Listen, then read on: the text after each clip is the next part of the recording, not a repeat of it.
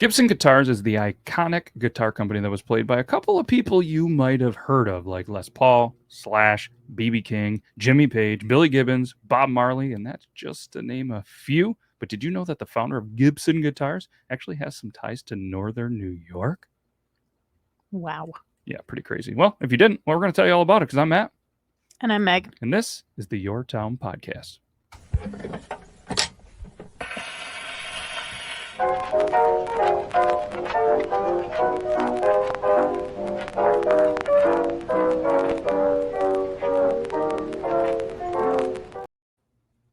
Orville H. Gibson was born in 1856 on a farm near Chateaugay, which is in Franklin County, which is in the lovely state of New York.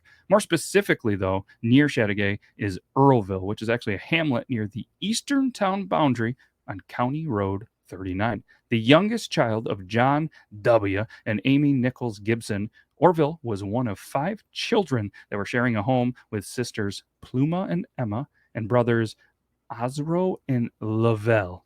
That's what I'm going to go with. Cool names. I like them. John Orville's father was actually an immigrant from England, and his mother, Amy, was from Peru, New York. Peru's near Plattsburgh. They actually had a really cool chicken wing place that I've been to, Clippers. They had chicken wing night on Tuesdays or Wednesdays. Fantastic wings. Not sure if it's around, but if it is, shout out to you. So I don't think it was Clippers. I don't know what it was. But either way, when you read about Gibson Guitars, you're going to read that it was founded in Kalamazoo, Michigan. Spoiler alert, Orville moved there. Why he moved there? It's still kind of unclear, but it was speculated that he moved there to help with his mental health issues that he was having going on. So he was out seeking help at Battle Creek to seek therapy at the world-famous health spa run by Dr. John Harvey Kellogg. Seriously, Kellogg, the same guy that actually invented the cornflakes Kellogg cereal and some other cereals that you probably actually heard of. Isn't that cool? That's pretty interesting. So maybe we'll actually do an episode upcoming about John the Dr. Harvey Kellogg. Doesn't have a lot of ties in northern New York, but maybe we'll do the thing. But either way, he goes there, gets some help from the legendary cereal doctor. Wouldn't that be cool to be called a cereal doctor? Yeah. It sounds like it could have like multiple meanings. Yes, I'm a cereal doctor, the doctor of cereal. All right, I have a new thing that I'm going to aspire in life besides this podcast. Gibson was a luthier. No, a luthier. Is that how you say that? With the woodworking? A luthier? Luthier?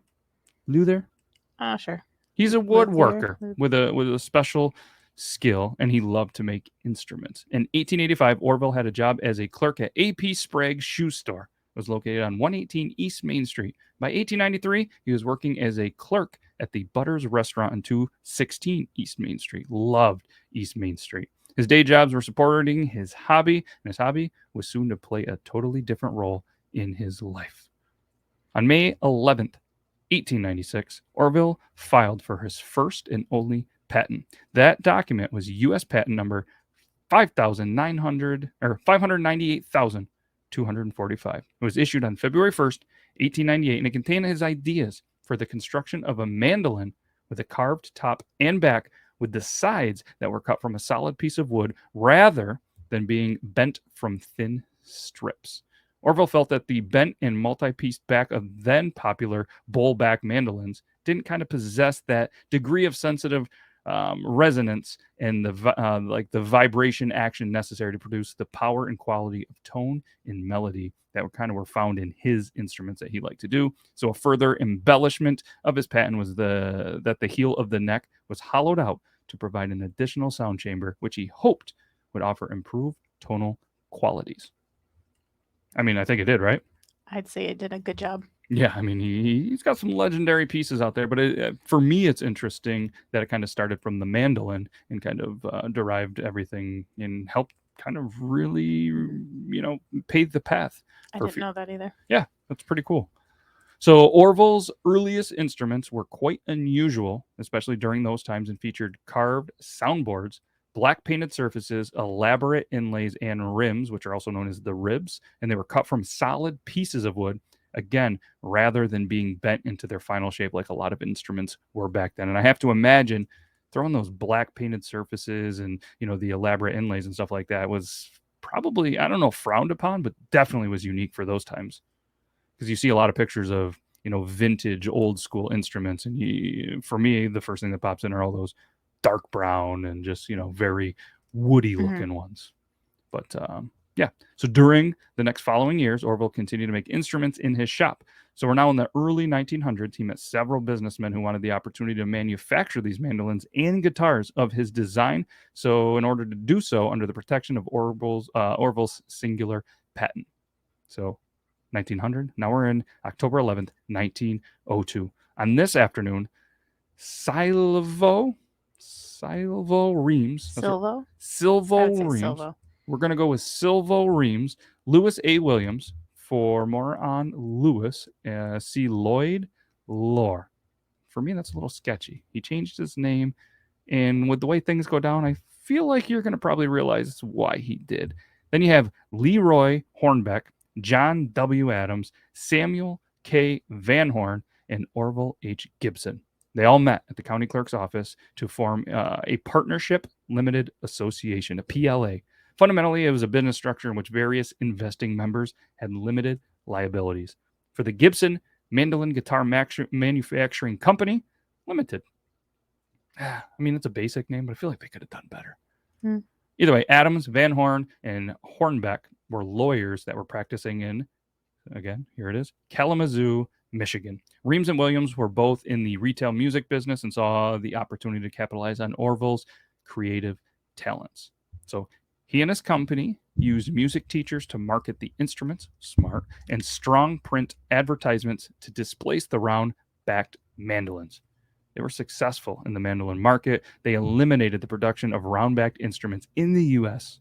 His guitars were influential as well, obviously, as you know them today, and the guitar patterns are still recognizable in modern jazz guitars. His company, with the help of instrument designer and sound engineer Lloyd Lore, produced the Gibson F5 mandolin, which Sparks said was acknowledged to be the finest flat-back mandolin ever produced.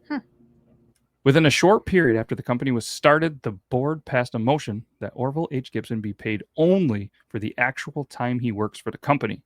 After that time, there is no clear indication whether he worked there full-time or as a consultant, but in 1904, another agreement followed which documented the payment of $2,500 from the partnership to Orville Gibson for the exclusive rights for his patent.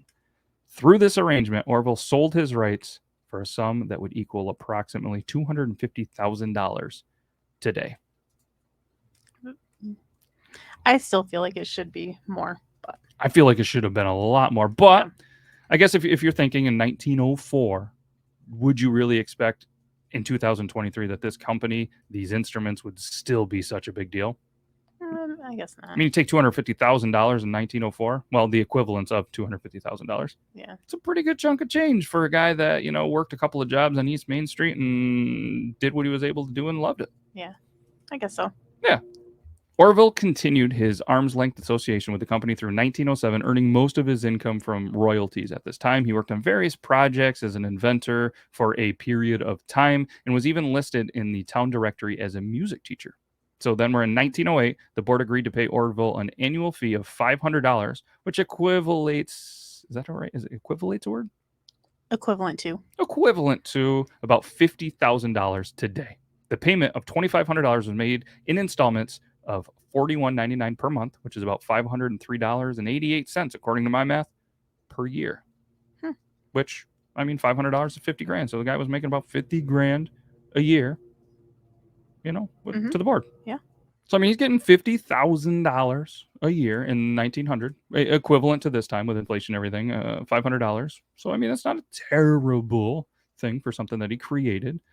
But unfortunately, there's something that money just can't buy, and that's your health. And Orville's health was deteriorating during the time the company was getting underway. Various medical records do suggest that he was suffering from a chronic disease, loss of weight, and possibly a mental illness. According to state records, Orville had delusions of persecution. He envisioned that different persons were actually trying to get at him. In one instance, Orville claimed that Reams, one of the 5 businessmen who purchased the company from Orville, kept stressing to him that a phonograph machine could be coupled with a silent motion picture machine.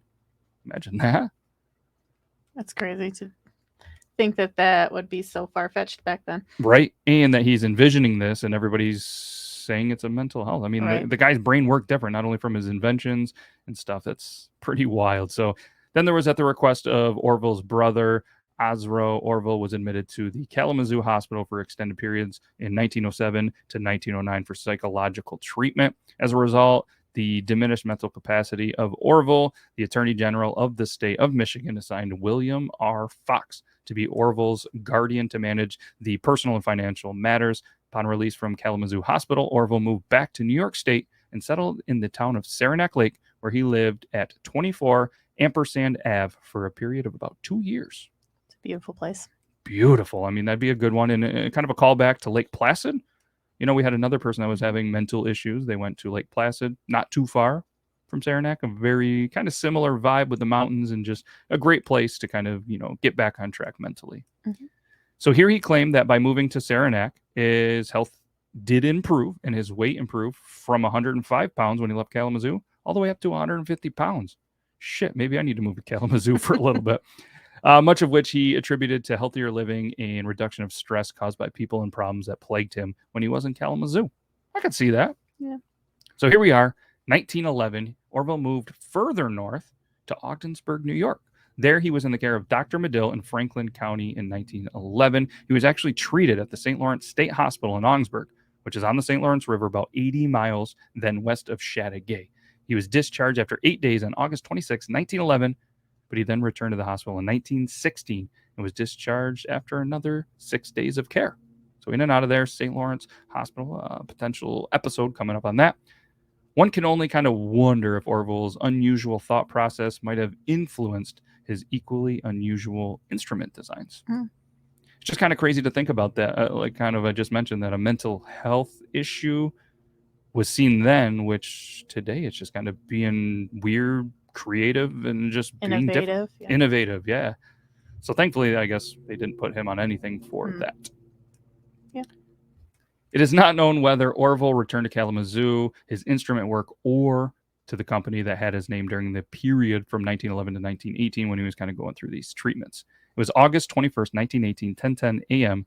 Orville H. Gibson died of a disease diagnosed as chronic endocarditis. He succumbed while being a patient at the St. Lawrence State Hospital in Ogdensburg, New York, then a hospital for major diseases. Today it's known as the St. Lawrence Psychiatric Center, an institution for mental care. He was laid to rest at Morningside Cemetery in Malone, New York. After he was gone, the company continued to build the brand and remained a company that continued to be the first and think differently. By the 1930s, the company was also making flat-top acoustic guitars, as well as one of the first commercially available hollow-bodied electric guitars used and popularized by Charlie Christian. In 1944, Gibson was bought by Chicago Musical Instruments, CMI, which was acquired in 1969 by Panama-based conglomerate Ecuadorian Company Limited, which was ECL, which then they changed the name in the same year to Norlin Corporation. Gibson was owned by Norlin Corporation from 1969 to 1986. 1986, the company was acquired by a group led by Henry. We're going to go J. It's a tough one to say. Mm-hmm. I'm not even going to try. Henry J. and David H. Berryman. In 2018, the company was acquired by a group of investors led by private equity from Kohlberg, Kravis, Roberts. A lot of name changes, a lot of different companies, a lot of money, but it still appears to still have that Gibson value that was originally created by Orville, where they think differently and everything. So then Gibson sells guitars under a variety of brand names and builds one of the largest known guitars, the Gibson Les Paul. You'd like to have one of those, wouldn't you? I would. Oh, man. Someday. When Yore Town Podcast really takes off, or if any of the listeners have just a Gibson Les Paul hanging around, please send it over so not so I can play, but so Megh can play. All right, do it for Megh. All right, and Gibson was the forefront of innovation in acoustic guitars, especially in kind of the big band era, which was of the in the 1930s. The Gibson Super 400 was widely imitated. 1952, Gibson introduced its first solid body electric guitar, the Les Paul, which became its most popular guitar still to this day, and was actually designed by a team led by Ted McCarty. Would you like one of those too? I just love the hollow body and semi-hollow body electric guitars. They just have a really rich, beautiful sound. They do. I mean, if anybody's got a Les Paul hanging around too, we jam out, and maybe we'll even create a new just intro and song with that. I said maybe because it's probably not. But in addition to guitars, Gibson offers consumer electronics through the Gibson Pro Audio division, which includes KRK. On May 1st, 2018, the company filed for Chapter 11 bankruptcy protection and announced a kind of restructuring plan to return profitability by closing down unprofitable consumer electronics divisions such as Gibson Innovations. The company exited Chapter 11 the same year, November 2018. And this is all pre-COVID, so nobody can blame that COVID stuff for this. But then January 2020, the company launched Gibson TV, an online television network focused on guitars and music culture. The music industry might honestly not have been what it is today if it wasn't for a North Country native, Orville Gibson. So we're going to give you guys our sources, which is a couple of good ones here. And I did not know about that Gibson TV. I didn't know about it. I'll have to check it out. Yeah, I'm very curious. Yeah, and obviously that would have came from COVID, just a different way that companies evolved through a pandemic where everybody was in here, sitting in studios, sitting in there, just consuming way too much TV. So they came out with that. I didn't know about it either. So super stoked that they didn't have to go bankrupt and that they're continually evolving. I think Gibson would be proud. Sources, obviously, Wikipedia. We love our Wikipedia. And then a lot of this information and some of the research I did find in a pretty cool website, Siminoff.net, SIMINOFF.net. And then it was just Orville Gibson. So a couple of cool things there. And as always, we're going to leave you with a quote. A guitar is something you can hold and love, and it's never going to bug you. But here's the secret about the guitar. It's defiant. It'll never let you conquer it. The more you get involved with it, the more you realize how little you know. That quote was from Les Paul. Powerful. That is a good one. It's a good one. And this was a good one as well. Can't thank you enough, Megh, for joining. Next week, you're going to either hear Megh and me, you're going to hear me and Zach, and that's the beauty of Yore Town Podcast. There's now 3 of us. Unfortunately, you're going to continually to hear my voice. But we can't thank you enough for listening. Tell a friend to give it a listen. Share it out there. Be a friend. Bring a friend. Share it to a friend. We greatly appreciate it. Or don't. That's cool too. But either way, I'm Matt. That's Megh. Can't thank you enough. Till next time, that's the Yore Town Podcast.